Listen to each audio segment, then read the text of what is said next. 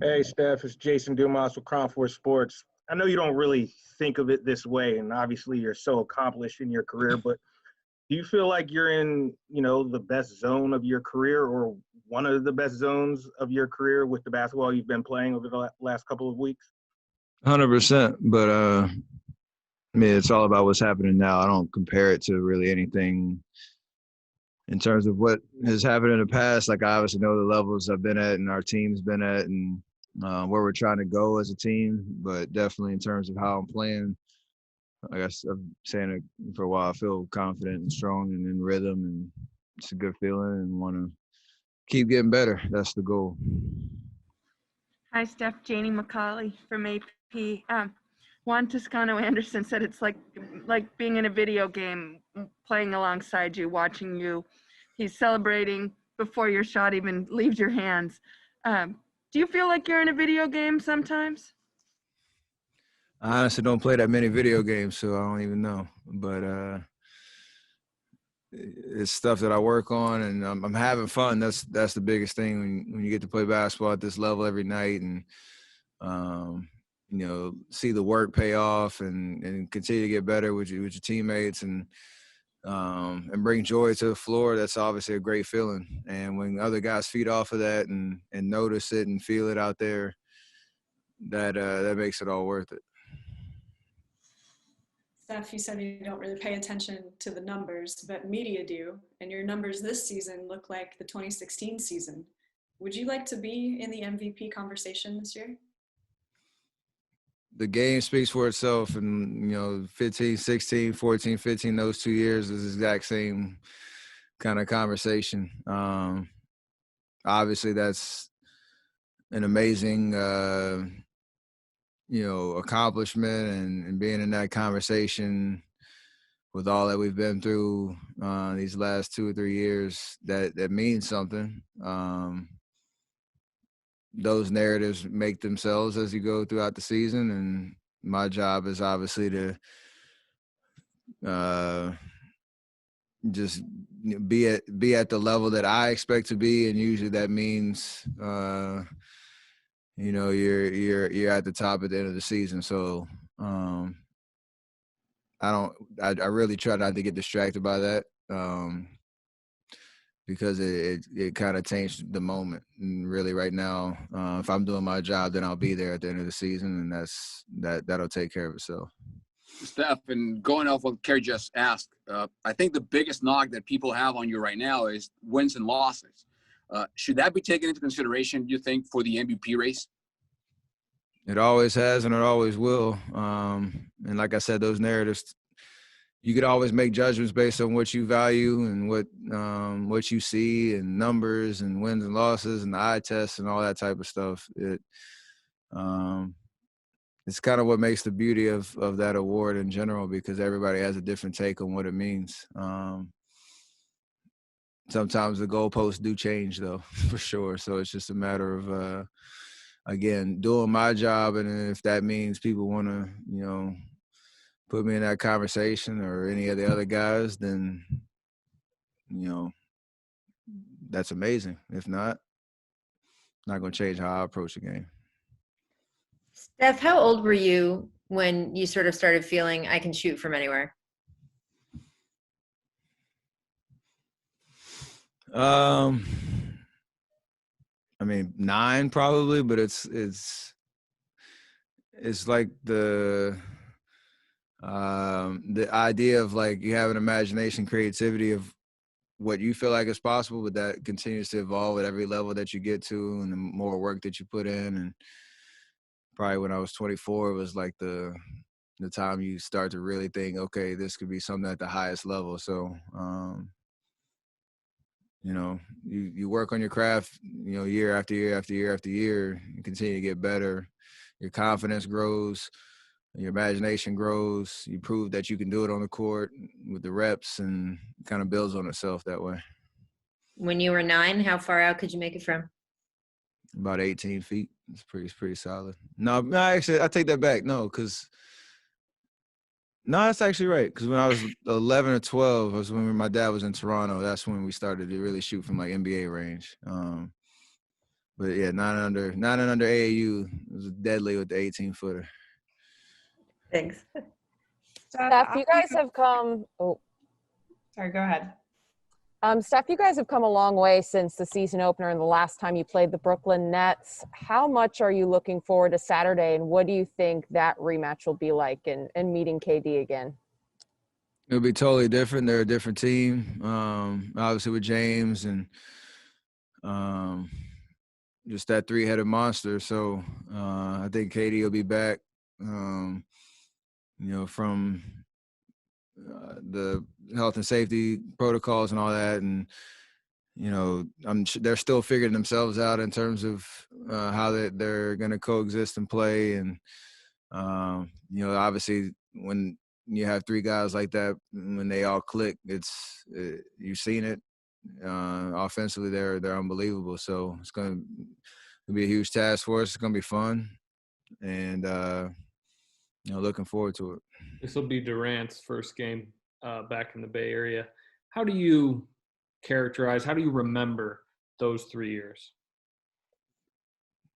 2 championships, unfortunate ending with injuries and not getting it done in the 19 finals, but it was, some of the best basketball that I think the world has ever seen. And, the ability to put that much talent and experience together and make it work. There was no guarantee that it was gonna work, and we figured it out, and it was an amazing run, and one that when it's all said and done, we'll remember. The heights that we accomplished and achieved, and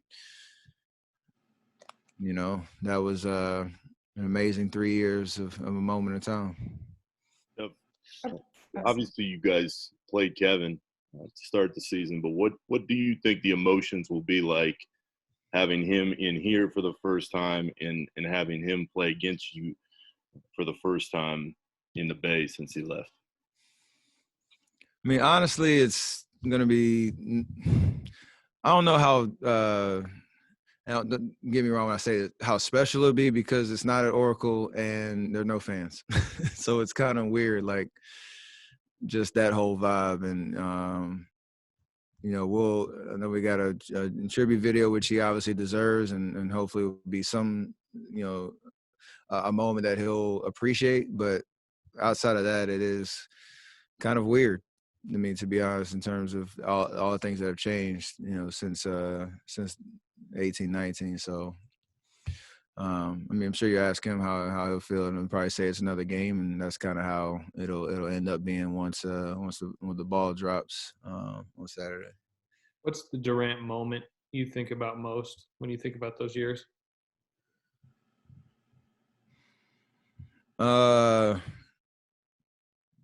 Obviously, probably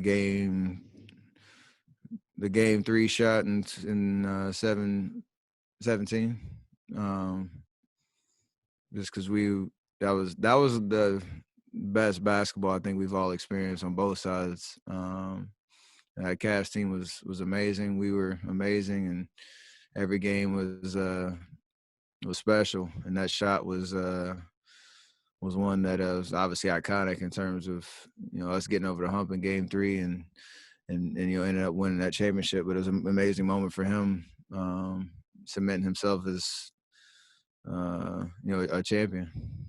Whenever the time does come, who do you think gives the speech? Say what? Whenever the time does come, whenever you guys celebrate him with everybody here, who do you think gives the speech? Oh, I have no idea. It's a great question. We got a year to figure it out. Steph, kind of changing the subject away from KD, a couple minutes ago, you're talking about, as you get better and better and better, you think that you can shoot like this consistently, do all these things consistently. Then defenses start throwing more and more at you. What do you remember from those earlier conversations with Steve Kerr about how to deal with those defenses, and how have those conversations evolved as teams throw more at you? I mean, a lot of it is just the ability to switch up the looks, where it's not just me at the top of the key running pick and roll, which is obviously at times a great look, and me and Draymond, and the space that we can create if there's a lot of tension on me. But,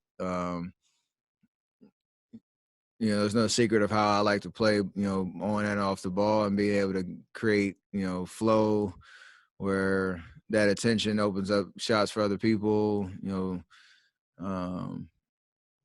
It's a great way to play basketball, and everybody feels involved, and it becomes really hard to guard and unpredictable in that sense. And I can still find shots even if they're sending double teams and all that, because you can't really keep up all over the court if I'm continuing to move and everybody's in rhythm. And that was what he wanted to put in his first year. It took us a while to get there, and now we're having to kind of recreate it a little bit, and we're getting better at it. And it's again, it's a fun way to play because you never know what's going to happen on every possession. Do you ever impress yourself when you dribble through an entire team's defense and make some acrobatic layup? Do you ever kind of sit back and say, like, wow, I just did that? Sometimes, for sure. That's why I like to have fun with the game. And you see some of the celebrations that come out just naturally. It's kind of those moments. Juan said today, Steph, that he's having the best time of his life. Are you having fun right now? For sure. This is a new experience for everybody. Like, we've had a lot of ups and downs, and we've embraced the challenge. And winning is fun. So if you asked me 2 games ago, I probably would have said no. And then these 2 games, it's when it clicks, it's a good feeling. You want to put those together more and more. I know Juan T is getting an opportunity, and he's proven he belongs on this level, and he contributes to winning basketball. And I know for him to understand and appreciate his impact on that, but also how what we're trying to build towards it. It means a lot for a guy that has been on the journey he's been. So he gets the team aspect of what we're trying to do. And Steve said that he reminds him of a smaller Draymond, and Mully said on NBC Sports Bay Area that Juan reminds him of Matt Barnes. Who do you see, or what do you see on Juan? I mean, you always have comparisons and traits that you kind of take to define a player, but he's his own special talent, and is gonna create his own niche. So I mean, they're right. There's similarities, but he's his own man, his own player, and he's doing it the way that he knows how, and that's going to carry him a long way. Hey, Steph, Coach Kerr kind of compared you to a veteran quarterback, just in terms of having seen so much in this stage of your career that you can kind of read defenses better. LeBron said similar things about getting to a point in your career where you've seen every type of defense. Do you feel this season that mentally and basketball IQ-wise, you're seeing the game at a different level? I mean, I better. It's part of, the evolution of being around as long and having a kind of consistent system that you've learned to master and bring new guys along into it. So, if I'm the same player I was 4 years ago, then I'm losing. And I don't think that's the case, obviously, but you got to find different ways to continue to get better and use those experiences and reps to your advantage, and that's what I'm trying to do. NBA history is often kind of discussed in duos, and I know you and Kevin only played 3 years together, but do you ever think about yourself as a historic duo with him up there with some of the best? Yeah, we won championships, so that definitely qualifies, and we obviously did it, with the rest of the guys. We elevated each other's game, and where that ranks and all that's not for us to say, but definitely there'll be that connection for a lifetime. Steph, Mark Haynes from Clutch Points. You mentioned earlier that it's no fans, so the game won't be as special with KD coming back. But if the fans were there, how would you think they would greet him? I mean, hopefully it would be nothing more than standing ovation and giving him the respect, he deserves as a champion, and what he gave to us for 3 years. That should be pretty straightforward. There should be no surprises there, because he deserves it. Steph, William Hammers with Sports Fans Rap. Guys, last one right here. Yeah, I really love that the Black History Month spot you did. I'm just curious, Was that something that you designed, and how important is to get that message about pretty much every month is Black History? Amazing idea from we have an amazing campaign that the Warriors are stepping up with the Beyond 28 and highlighting and celebrating amazing figures in Black history, but also trying to understand that this is a 365 24/7 opportunity to highlight Black culture, Black excellence, and continuing the conversation need to happen. So obviously happy to be a part of extending that message and creating energy behind it. And, obviously a total team effort in terms of how you act on that and not just be about campaigns. It goes way deeper than that. Thanks.